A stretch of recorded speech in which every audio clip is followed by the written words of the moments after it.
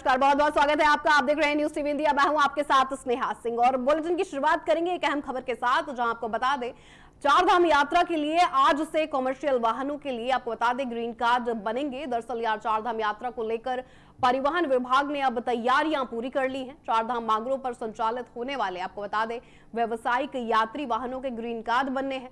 देहरादून की आपको बता दें आसार रोड़ी चेक पोस्ट, विकासनगर, ऋषिकेश, हरिद्वार व रुड़की आरसीओ कार्यालय में ग्रीन कार्ड अब बनाए जाएंगे, जबकि 15 अप्रैल से रुड़की की आपको बता दें नारसिन चेक पोस्ट पर ग्रीन कार्ड भी बनाए जाएंगे। वर्ष 2025 में तकरीबन 32,000 व्यावसायिक यात्री वाहनों के ग्रीन कार्ड बनाए गए थे। साथ ही चारधाम यात्रा 2026 के लिए कमर्शियल वाहनों के लिए ग्रीन कार्ड अब बनना शुरू हो गए हैं। वहीं आज हरिद्वार के आपको बता दें आरटीओ ऑफिस में इसका पहला कैंप शुरू हुआ। इस मौके पर परिवहन मंत्री प्रदीप बत्रा भी वहां पर मौजूद रहे। साथ ही मंत्री जी ने रिमोट के जरिए ऑनलाइन ग्रीन कार्ड के लिए आवेदन सबमिट भी किया है। ग्रीन कार्ड उन वाहनों को दिया जाता है जो चारधाम यात्रियों के लिए लिए जाते हैं। बता दें इससे ये सुनिश्चित भी होता है कि वाहन सुरक्षित और नियमों के अनुसार है। साथ ही इस कार्यक्रम में कई ट्रेवल कारोबारी और ड्राइवर भी शामिल हुए हैं।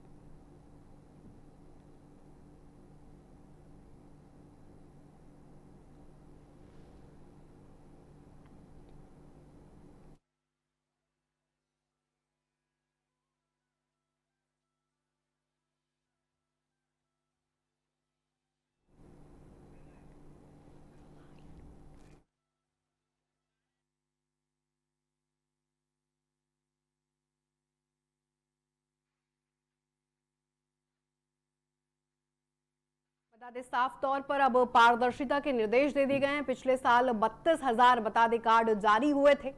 कई जगहों पर अब ग्रीन कार्ड बनने शुरू हो जाएंगे।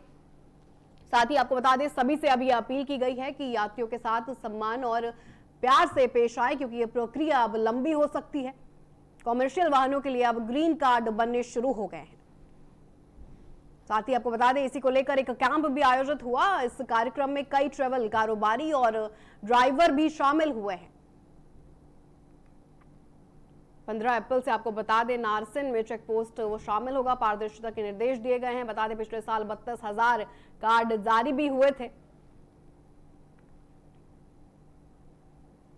जानकारी की बात करें तो आपको बता दें कि ग्रीन कार्ड उन वाहनों को दिया जाता है जो चारधाम यात्रियों को ले जाते हैं। इससे यह भी सुनिश्चित हो जाता है कि वाहन सुरक्षित हैं और सभी नियमों के अनुसार है। लगातार चारधाम की बता दें यात्रा की तैयारियां लगातार जारी हैं।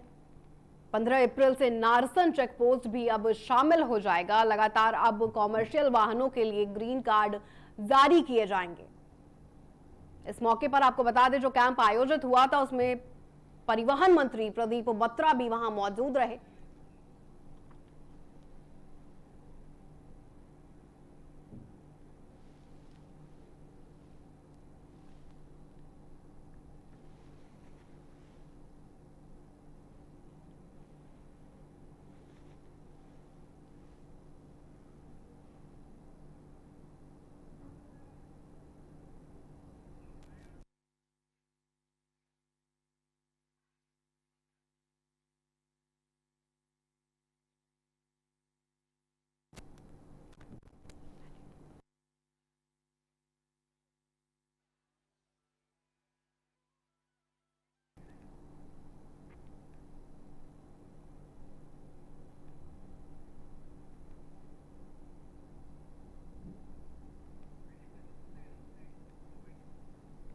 बता दें अब कमर्शियल वाहनों के लिए जो ग्रीन कार्ड अब जारी होंगे, नए अब ग्रीन कार्ड्स बनाए जाएंगे। पारदर्शिता के साफ निर्देश दे दिए गए हैं। पिछले साल 32,000 कार्ड भी जारी हुए थे।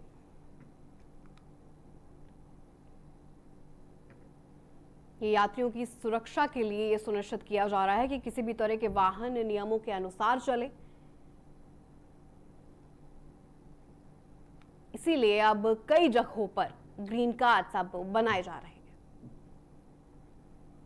साथ ही परिवहन विभाग का ये कदम यात्रियों की सुरक्षा और सुविधा के लिए बेहद जरूरी था, जो कि अब लिया गया है।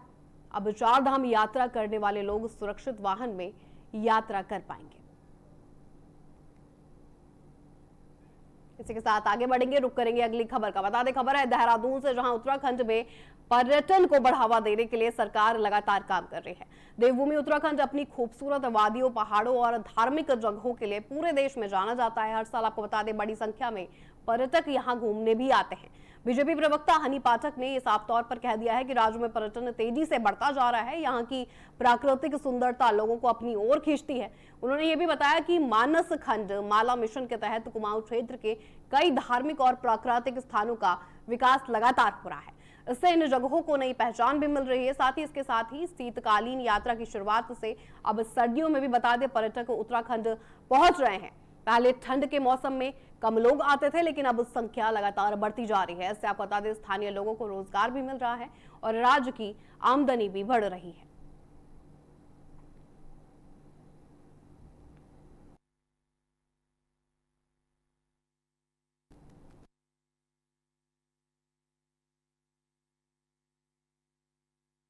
देखिए, हमारा उत्तराखंड देवभूमि पर्यटन के क्षेत्र में काफ़ी जाना माना नाम रखता है और यहाँ की खूबसूरत वादियाँ अपने आप में एक सौंदर्यीकरण का अद्भुत परिचय देती हैं। और उत्तराखंड में जिस प्रकार से अगर देखा जाए तो मानस खंड माला मिशन का भी जो परियोजना चलाई गई है, उससे हमारे कुमाऊं क्षेत्र की तरफ को सभी नैसर्गिक सुंदरता को दिखाने के लिए और जो हमारे वहाँ पर मंदिर है उसको दर्शाने के लिए उनका पुनर्निर्माण कार्य का कार्य हो रहा है। और जिस प्रकार से आप देख सकते हैं कि यहाँ पर शीतकालीन यात्रा का भी जो कार्य शुरू किया गया, इससे हमारे लाखों करोड़ों पर्यटक यहाँ पर ठंड के मौसम में भी आ सकते हैं और यहाँ पर उत्तराखंड की खूबसूरती का नजारा देख सकते हैं।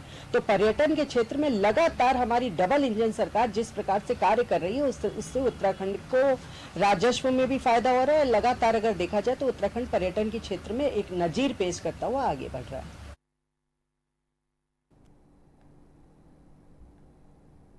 इसी के साथ खबरों में आगे बढ़ेंगे, रुक करेंगे अगली खबर का। देहरादून से खबर है, बता दें हज यात्रा को लेकर लोगों में दुआ और उम्मीद दोनों बनी हुई है। इस समय दुनिया में तनाव का माहौल है, खासकर मिडिल ईस्ट में हालात को लेकर चिंता बढ़ी हुई है। ऐसे में हज पर जाने वाले लोगों के मन में सुरक्षा को लेकर सवाल भी हैं। बता दें उत्तराखंड वक्फ बोर्ड के अध्यक्ष शादाब शम्स ने यह साफ तौर पर कह दिया कि आज दुनिया में जंग जैसे हालात बने हुए हैं।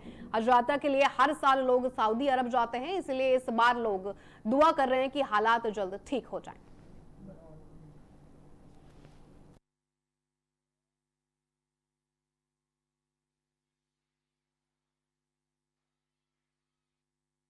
अभी कर दो म्यूट।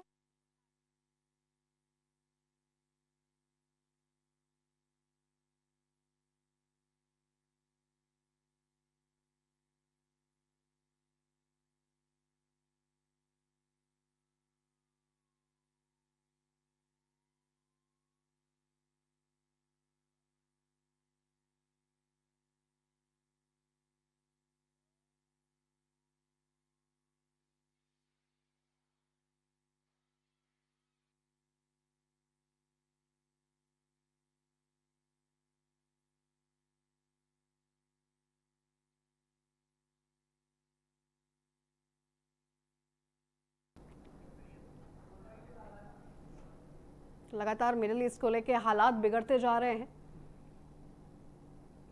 अब हज यात्रियों की सुरक्षा को लेकर भी लगातार सवाल उठे, जिस पर अब खास तौर पर बातें साफ तौर पर नजर आ रही हैं। सुनिए क्या कुछ कहते आए हैं नजर शादाब शम्स।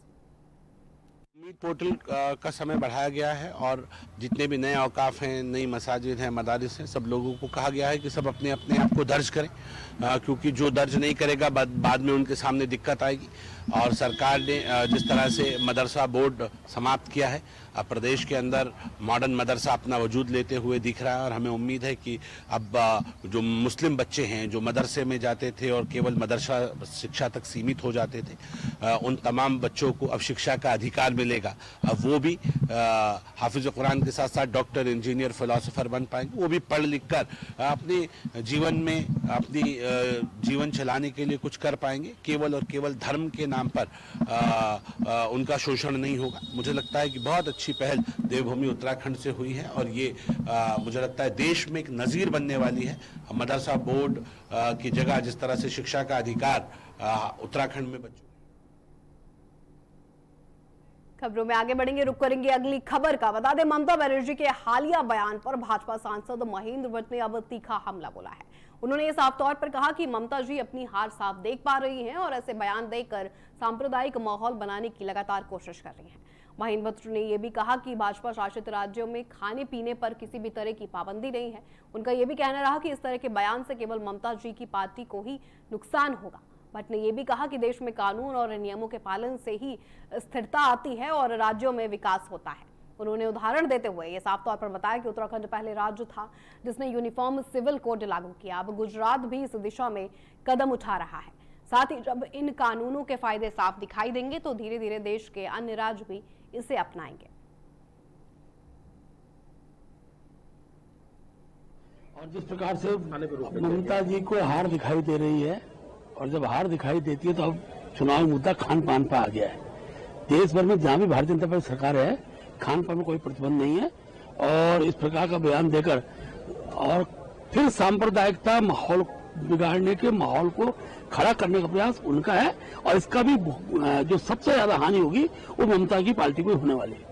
एक मुद्दा असम में भी है। असम में डेमोग्राफिक चेंज को लेकर के भारतीय जनता पार्टी लगातार कांग्रेस पर हमलावर है कि यहाँ पर जो भी डेमोग्राफिक चेंज हुआ वो कांग्रेस के समय हुआ है। और अमित शाह जी तो कह रहे हैं कि हम पहचान करके सबको बाहर निकालेंगे। देखिए, देश के अंदर जो नागरिकता का जो संवैधानिक दायरा है उसका पालन हर राज्य को करना चाहिए।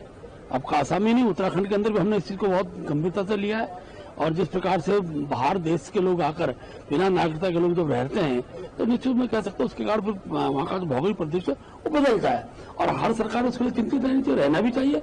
और मैं चाहता हूँ कि पूरे देश भर के अंदर ज्यादा इस प्रकार के जो दूसरे राज्यों से आकर बसते हैं खाने पर रोक दें। रुक करेंगे अगली खबर का। खबर है ऋषिकेश से, जहां बता दें हरिद्वार रोड स्थित हिंदुस्तान नेशनल ग्लास फैक्ट्री में फायर ब्रिगेड ने मॉक ड्रिल का आयोजन किया है। इस अभ्यास का उद्देश्य आपको बता दें साफ तौर पर फैक्ट्री और औद्योगिक क्षेत्रों में आग से सुरक्षा और आपातकालीन तैयारियों की जांच करना रहा। अभ्यास की शुरुआत एक काल्पनिक सूचना से हुई है जिसमें बताया गया कि फैक्ट्री के एक हिस्से में आग लग गई है। सूचना के अनुसार आपको बता दें फर्नेस लीकेज से आग भड़क गई। इस काल्पनिक हादसे में एक युवा कर्मचारी गंभीर रूप से झुलस गया और अन्य व्यक्ति भी घायल हुए हैं। सूचना मिलते ही आपको बता दें फायर ब्रिगेड की गाड़ियां सायरन बजाती हुई मौके पर भी पहुंची। साथ ही फायर कर्मियों ने मोर्चा संभालते हुए मात्र 15 मिनट में आग पर पूरी तरह से काबू पा लिया। इसके बाद आपको बता दें एफएसओ सुनील दत्त तिवारी ने फैक्ट्री के कर्मचारियों को आग बुझाने के उपकरणों का व्यवहारिक प्रशिक्षण भी दिया। साथ ही उन्होंने ये भी कहा कि आग लगने के शुरुआती पलों में कर्मचारियों की सतर्कता ही बड़े हादसे को टाल सकती है।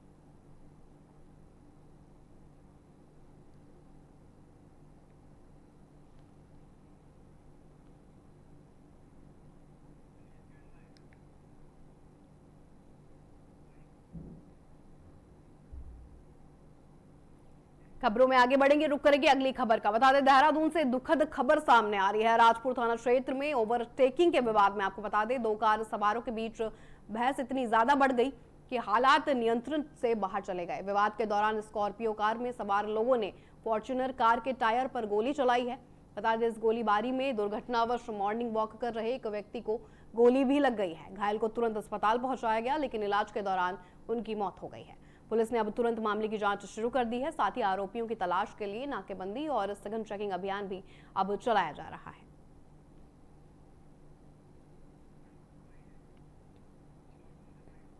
आज प्रातः 7 बजे के आसपास कंट्रोल रूम के माध्यम से थाना राजपुर को सूचना प्राप्त हुई कि जौहरी गांव में दो गाड़ियों को ओवरटेकिंग को लेकर कोई विवाद हुआ है, जिसमें एक गाड़ी के द्वारा आगे वाली गाड़ी पर फायरिंग की जा रही थी। इस फायरिंग के दौरान मॉर्निंग वॉक पर निकले एक व्यक्ति को भी गोली लग गई है और उनको अस्पताल पहुंचा गया। अब जानकारी में आया है कि उपचार के दौरान उनकी मृत्यु हो गई है। पुलिस के द्वारा समस्त थाना क्षेत्रों में देहात में सिटी में नाकेबंदी कर दी गई है। जो गाड़ी है और जो उसमें व्यक्ति सवार है उसके संबंध में सघन चेकिंग की जा रही है और जल्दी ही पुलिस के द्वारा इनको गिरफ्तार कर आगे की कार्रवाई की जाएगी। हरिद्वार और रुड़की के बीच दिल्ली देहरादून हाईवे पर एक सड़क हादसे का वीडियो अब सामने आया है। बता दें गुरुकुल नारसन हाईवे पर यह हादसा तब हुआ जब एक बुलेरो पिकअप का टायर अचानक फट गया। इसके चलते आपको बता दें वाहन हाईवे के बीच में ही पलट गया था। खुशकिस्मती ये रही है कि हादसे में किसी को जानमाल का नुकसान भी नहीं हुआ है। हालांकि बुलेरो पिकअप में भरे मवेशी जोर जोर से हिलने लगे लेकिन सभी अब सुरक्षित हैं।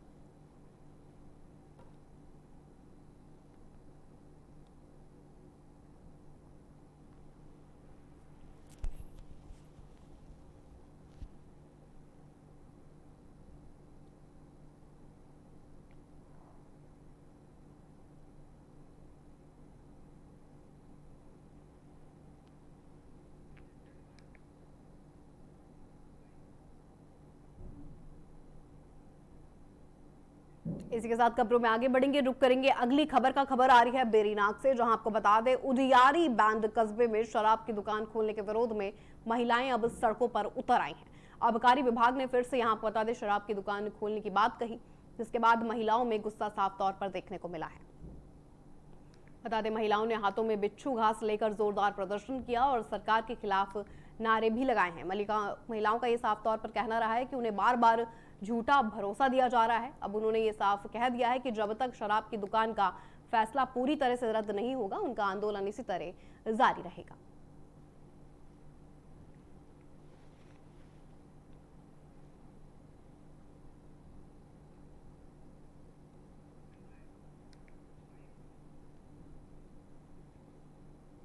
रुक करेंगे अगली खबर का। खबर आ रही है गदरपुर से, जहां आपको बता दें बकनिया गांव में जमीन के विवाद ने ऐसा खूनी मोड़ ले लिया है कि छोटे भाई ने बड़े भाई को गोली मार दी है। जहां गोली लगते ही बड़े भाई की मौके पर ही मौत हो गई है। घटना के बाद पूरे गांव में सनसनी फैल गई और परिजनों में कोहराम भी मच गया। बताया यह भी जा रहा है कि मृतक और उसके छोटे भाई के बीच लंबे समय से जमीन को लेकर विवाद चल रहा था। अभी बहुत कुछ तो मैं नहीं बता पाऊंगी। जो अभी हाल में मुझे भी पता चला है कि मेरे भाई साहब मेरे चाचा से बात करने गए थे। हमारी कुछ ज़मीन का चल रहा था, हमारी ज़मीन का बंटवारा होना था, जिसमें मेरे पापा का चौथा हिस्सा बनता था। हम पिछले 3-4 महीनों से अपने चाचा लोगों से बात कर रहे थे कि हिस्से का बंटवारा करके हमारी जो भी ज़मीन बनती है हमें दे दो। अब सीज़न का टाइम है, गेहूँ कटेगा, उसके बाद फिर नई फसल लगाई जाएगी। तो उसमें मेरे भाई साहब पूछने गए थे कि अगर आप हमारा बंटवारा कर दोगे तो जो भी हमें फसल लगानी होगी कम से कम इस महीने से हम अपनी फसल उसल लगा के शुरू करेंगे, नहीं तो फिर ये सीजन निकल जाएगा, फिर हमारी फसल नहीं लग पाएगी। उस पर उनकी मंशा कुछ और ही थी। इनसे बात करते करते उन्होंने फ़ोन लगाया और प्रधानपति रविशंकर को बुलाया। रविशंकर अकेले नहीं अपने बेटे के साथ आए और उधर से लाठी डंडे लेके आए साथ में। और उसके बाद मेरे भाई साहब के साथ हाथापाई शुरू हुई। हाथापाई के बाद रविशंकर और उनके बेटे ने लाठियों के साथ मारना शुरू कर दिया। उसके बाद जो चोट आपने देखी है मेरे भाई साहब ने दिखाई है कि हमारे दादाजी के एक्सपायर होने के बाद जो दादाजी के नाम की 3 जमीनें थी, जैसे एक जमीन ये होगी बागीचा, एक जमीन हो गया मंदिर पे, एक जमीन हो गया पांडे जी के पीछे, उसमें वर्ग 4 की जमीन है, तो पापा का नाम भी उसमें है। ठीक है, उसी विवाद के लिए ये लोग नहीं देना चाह रहे थे। ये लोग प्लान बना के मेरे पिता को क्या कहते हैं लोग अभी तबीयत ठीक नहीं है इनकी। अभी किस चीज से जो मारा है? रिवाल्वर से मारा जी, 32 bore revolver. Iran America Israel के युद्ध से जहां तनाव बना हुआ है, वहीं देहरादून के इंद्र रोड स्थित आपको बता दें इमामबाड़े में कनीजे जनाबे फातिमा जहरा की जानिब से ईरान की कामयाबी और शहीदों के परिवारों, घायल और बेघरों के लिए दुआएं की जा रही हैं। साथ ही ईरान के बेघर और मृत बच्चियों के परिजनों की मदद के लिए भी महिलाओं और बच्चों ने कदम उठाया है। महिलाओं ने जहां अपने जेवर और नगद देकर खिराजे अकीदत पेश किया। इस दौरान बता दें छोटे छोटे बच्चे भी अपनी गुल्लक और कान की बालियां लेकर पहुंचे और उसे ईरान की मासूम बच्चियों के परिजनों के लिए दान किए हैं। बता जहां एक 3 साल की बच्ची अपनी कान की बालियां देती दिखी, तो वहीं महिलाओं ने अपने सोने चांदी के जेवर दान कर दिए हैं। बच्चों ने यह भी कहा कि अपने गुल्लक उन्होंने फोड़ दिए और सारा पैसा ईरान को अब मदद के लिए उन परिवारों के लिए भेज दिया है।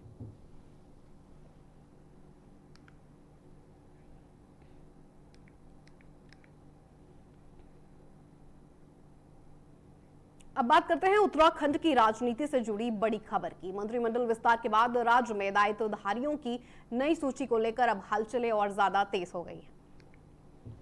बता दें भाजपा प्रदेश अध्यक्ष महेंद्र भट्ट ने साफ तौर पर कहा है कि पार्टी समय समय पर फैसले लेती रहती है और इसी क्रम में नए दायित्वधारियों की नियुक्तियां भी की जा रही हैं। उन्होंने ये भी बताया कि अभी तक दायित्वधारियों की 3 सूचियां जारी हो चुकी हैं और अब जल्द ही 2 और सूचियां सामने आने वाली हैं। भट्ट ने यह भी कहा कि इस मामले पर आज मुख्यमंत्री से उनकी चर्चाएं भी हुई। उनका कहना है कि नियुक्तियों और जिम्मेदारियों के बंटवारों का काम जल्द पूरा कर लिया जाएगा।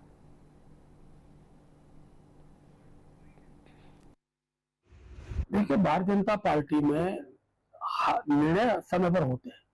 अभी मंत्रिमंडल गठन हुआ है और दायित्वधारी की हमारी सूची निकल चुकी है। 2 सूचियां हमारी, 3 सूची पहले निकल चुकी है, 2 सूचियां अभी हम तत्काल निकालने वाले हैं। मानव मुख्यमंत्री से मेरी आज चर्चा हुई, बहुत जल्दी सूची को निकालेंगे। खबरों में आगे बढ़ेंगे, रुक करेंगे अगली खबर का। खबर है आपको बता दें रुद्रप्रयाग से, जहां आगामी केदारनाथ धाम यात्रा 2026 की तैयारियां अब तेजी से चल रही हैं। बता दें, जिलाधिकारी के निर्देशन में प्रशासनिक टीमें धाम क्षेत्र और पैदल मार्ग से भारी बर्फ हटाने का काम युद्ध स्तर पर कर रही हैं। इस काम में सुरक्षा और बता दें मार्ग की सुविधाओं को ध्यान में रखते हुए तेजी लाई जा रही है। साथ ही सुरक्षा व्यवस्था भी पूरी तरह चुस्त की गई है। भारत तिब्बत सीमा पुलिस और राज्य पुलिस के जवान लगातार प्रशासनिक टीम के साथ सहयोग कर रहे हैं। उनका ये उद्देश्य है कि श्रद्धालुओं की यात्रा सुरक्षित और सुगम हो। इसके साथ ही रास्तों की सफाई और बर्फ हटाने के काम को जल्द पूरा किया जाए ताकि आने वाले केदारनाथ धाम 2026 यात्रा में मौसम के अनुसार बिना किसी रुकावट के वो काम शुरू हो सके। यात्रा के लिए प्रशासन और सुरक्षा बल पूरी तरह तैयार है और सभी आवश्यक इंतजाम पहले ही सुनिश्चित किए जा चुके हैं।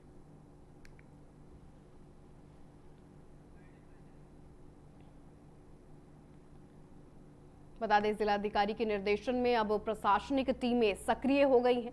यात्रा को सुरक्षित और सुगम बनाने के लिए लगातार कदम उठाए जा रहे हैं। रुद्रप्रयाग में बता दें, भारी बर्फ हटाने का काम अब लगातार जारी है। बल प्रयोग किया जा रहा है। केदारनाथ धाम यात्रा 2026 की अब तैयारियां अपने बता दें चरम पर हैं। श्रद्धालुओं की सुरक्षा के मद्देनजर ये सारी तैयारियां की जा रही हैं।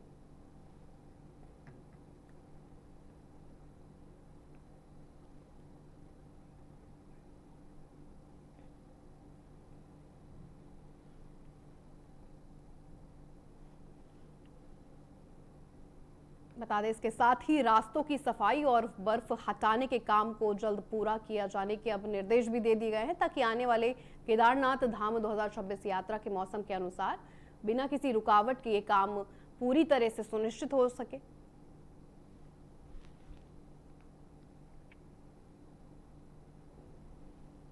लगातार सारे इंतजामों की व्यवस्थाओं की जांच की जा रही है कि श्रद्धालुओं को किसी भी तरह की दिक्कत ना हो सके, चारधाम यात्रा सफल और सुगम हो।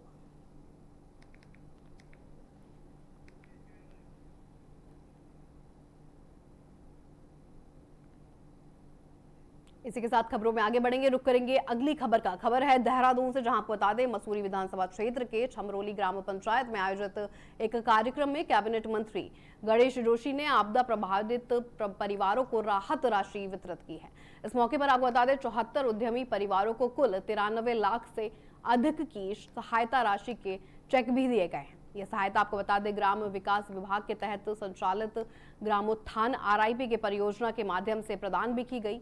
फुलेत, छमरोली, सरोना, सिल्ला, सियमियारी, सेरकी और सरखेत जैसे प्रभावित गांव के परिवारों ने इस योजना का लाभ भी लिया है। साथ ही आपको बता दें मंत्री गणेश जोशी ने साफ तौर पर कहा कि राज्य सरकार आपदा प्रभावित परिवारों के पुनर्वास के लिए पूरी तरह प्रतिबद्ध है और उन्हें स्थायी स्वरोजगार के माध्यम से आत्मनिर्भर बनाने पर भी लगातार जोर दिया जा रहा है। मंत्री ने यह भी कहा कि राहत राशि से लाभार्थियों को रोजगार के अवसर भी बढ़ेंगे, उनके जीवन में आर्थिक स्थिरता भी आएगी। साथ ही महिलाओं के आजीविका आपको बता दें संवर्धन और उन्हें आत्मनिर्भर बनाने के लिए राज्य सरकार लगातार काम कर रही है, ऐसा कहते नजर भी आए मंत्री। साथ ही एक कदम उन्होंने बोला कि स्थानीय स्तर पर रोजगार और आर्थिक सशक्तिकरण की दिशा में अब एक बड़ा कदम है।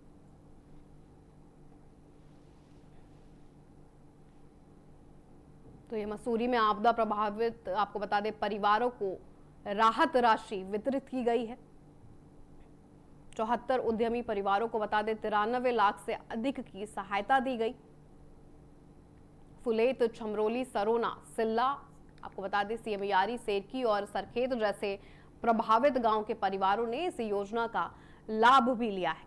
मंत्री लोगों से मिलते नजर आए, ये राशि वितरित करते नजर आए और ये सुनिश्चित किया कि कोई भी प्रभावित परिवार इस योजना से छूट ना सके।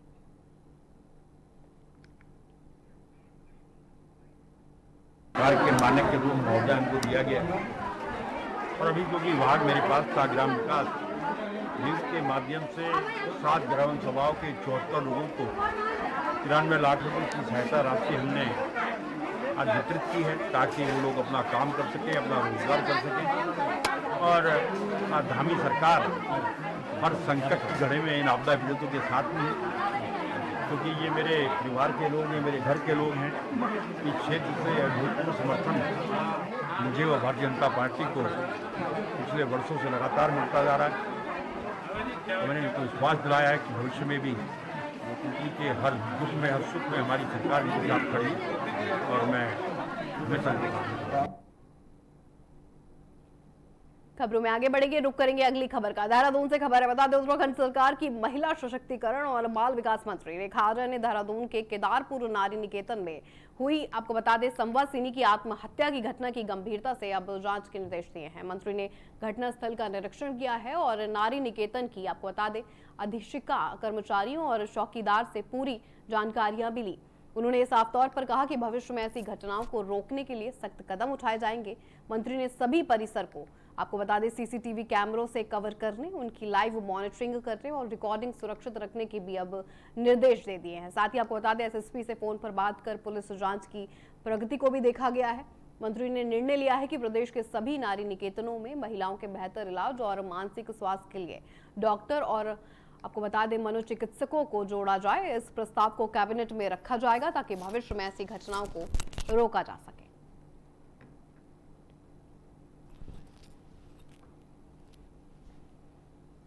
बता दें, कर्मचारियों और चौकीदारों से लगातार बात करती हुई नजर आई। साथ ही परिसर में सभी हिस्सों में सीसीटीवी लगाने के लिए भी अब निर्देश जारी कर दिए हैं। भविष्य में ऐसी घटनाएं वापस ना हो सके, रोकने के लिए सख्त कदम अब उठाए जा रहे हैं लगातार। देहरादून में, आपको बता दें, नारी निकेतन में जो ये आत्महत्या हुई थी, उस पर अब ये कड़ी कार्रवाई होती नजर आ रही है।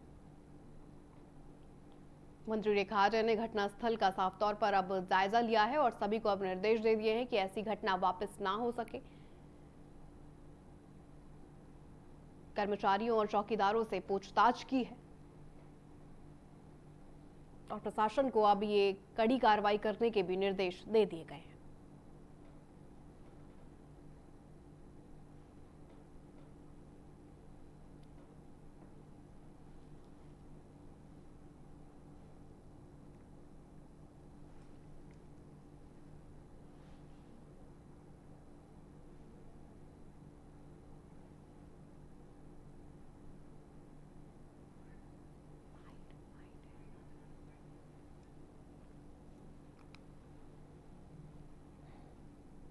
बता दें, परिसर के सभी हिस्सों में अब सीसीटीवी लगाने के निर्देश दे दिए गए हैं। मंत्री ने यह साफ तौर पर निर्णय लिया है कि प्रदेश के सभी नारी निकेतनों में महिलाओं के बेहतर इलाज और मानसिक स्वास्थ्य के लिए भी डॉक्टर और मनोचिकित्सकों को जोड़ा जाएगा और इस प्रस्ताव को भी कैबिनेट में रखा जाएगा ताकि भविष्य में ऐसी घटनाओं पर रोक लग सके। मंत्री रेखा आर्य ने घटनास्थल का जायजा लिया है, लोगों से बातचीत की है और प्रशासन को कड़ी कार्रवाई के अब निर्देश भी दे दिए हैं। हाल ही में एक घटनाक्रम संज्ञान में आया कि नारी निकेतन में एक महिला जो विगत 6-7 महीने से वहां पर रह रही थी, जो कि मूल रूप से बिहार की रहने वाली हैं, जो मानसिक रूप से किसी न किसी परेशानी से जूझ रही थी, उस महिला ने सुसाइड कर लिया। तो आज मैं नारी निकेतन में संबंधित महिला के प्रकरण के संदर्भ में सभी हमारे डिपार्टमेंट के वहाँ पे, चाहे हमारे अधीक्षिका हो या वहाँ पे हमारे अन्य कर्मचारीगण हैं, सभी से आज संवाद हुआ और संवाद होने के साथ में उस स्थान का भी निरीक्षण हुआ जहाँ पर संबंधित महिला ने सुसाइड किया।